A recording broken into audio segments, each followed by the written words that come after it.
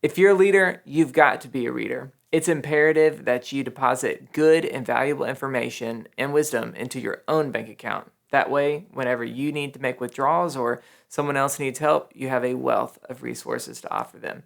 These are my 10 favorite books of 2021. I don't mean to intrude.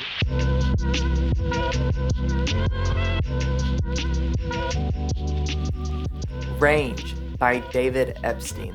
It's a collection of short stories that are all kind of illustrating the same common point, which is that we live in a world where generalists are the ones who thrive. So typically we think of specialists are normally ones who get the furthest in their fields, but what Epstein keeps on illustrating time and time again, chapter after chapter, is that it's actually the people who are more well-rounded and have kind of like a long and winding road to get you to that, to kind of the pinnacle of each industry. So this reads very much like a Gladwell book where it's a lot of, kind of short stories that are all super interesting in and of themselves, but illustrating one common point. The Ruthless Elimination of Hurry by John Mark Comer. This book absolutely rocked my world. So if you are busy, and you most likely are because you're an American and it's 2021, this book could probably do a lot of good for you. He is looking at the life of Jesus, and he's saying that if we want to follow him and be like him, it's not just listening to what he said, but also watching how he lived. And Jesus lived a life that was not hurried. Had a lot of moments of stillness and quiet and reflection and meditation. And obviously he forever changed the world. And so it's not like he didn't get a whole lot of things done. So this is for the busy American, someone who's got a lot on their plate. He has a lot of really practical tools that will really help you pursue the way of Jesus, which is one of kind of measured stillness and quiet and focus. Things like putting down the phone, measuring that screen time, protecting the weekends, having a Sabbath, doing a lot of things like that. Hugely helpful, absolutely rocked my world. I was already crying at the intro of this book because I so resonated with the author.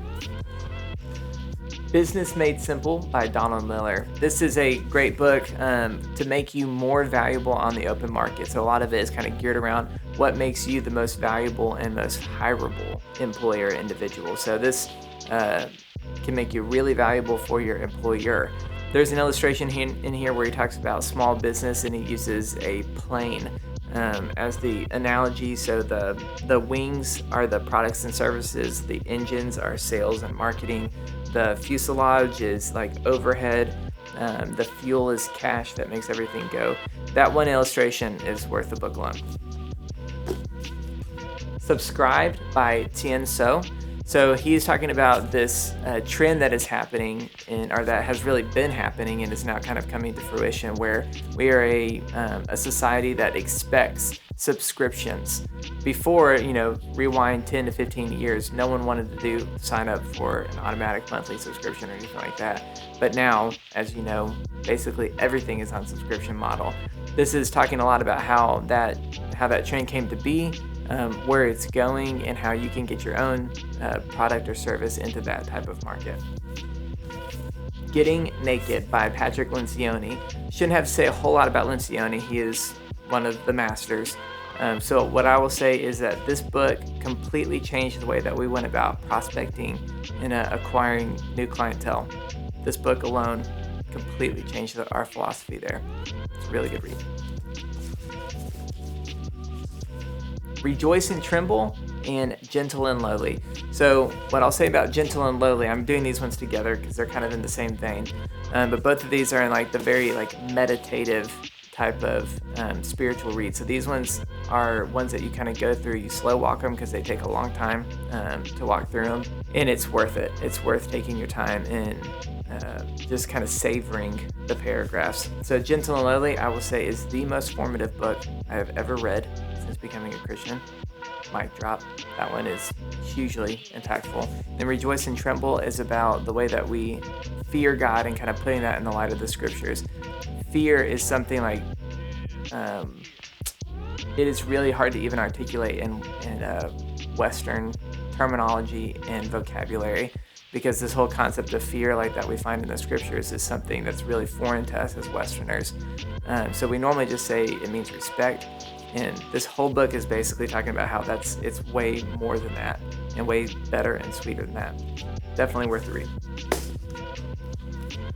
The God of the Garden by Andrew Peterson. I'm kind of throwing this one in here, understanding that probably nobody has read this or really maybe even might read it, but Andrew Peterson is my favorite singer-songwriter, and every now and then he'll come out with a nonfiction book. This is kind of like one of his memoirs. He has another book as well called Adorning the Dark that I read a couple of years back. Loved that one as well.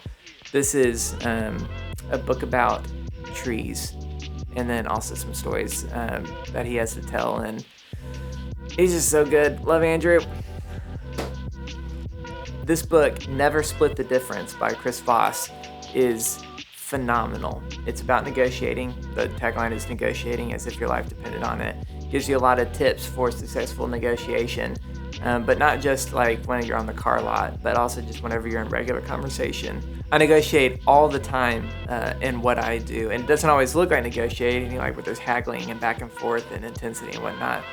But it is happening kind of all the time, and Chris does a great job of illustrating that it is happening all the time, and you can be really intentional about the steps that you're doing to make it a more successful negotiation for both parties. Also, he was the lead hostage negotiator for the FBI for several years running, so basically the whole book is just full of incredible stories, kind of mind-blowing stories, and then illustrative points to take away from that. Faithful Presence by Bill Haslam, so former governor of Tennessee. Hugely helpful book. Didn't know a ton about Haslam, but it's just a great insight into the political world and how complex and difficult some of these offices are.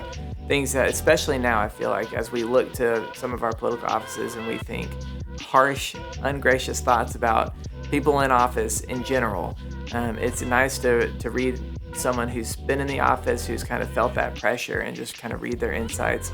And some, situations seem really simple and straightforward. As the voter, you're kind of sitting here thinking like, well, that should have been a clear one. But Haslam does a great job of articulating like just how difficult and nuanced most of these situations normally are. And obviously Haslam is talking about having a faithful presence in office. So his big thing is about how he still really doesn't want Christians to forfeit political office, but to stay involved and present in that sphere as well. So there's a way to be politically involved and still serve the kingdom. So these are my 10 favorite books from 2021. I hope that you guys might be able to read and enjoy some of these. I know I always appreciate curated lists like this from people that I know, like, and trust. So please comment in the comment sections some of your favorite books. I'm looking for some to get into in 2022 and would love to see some of your suggestions.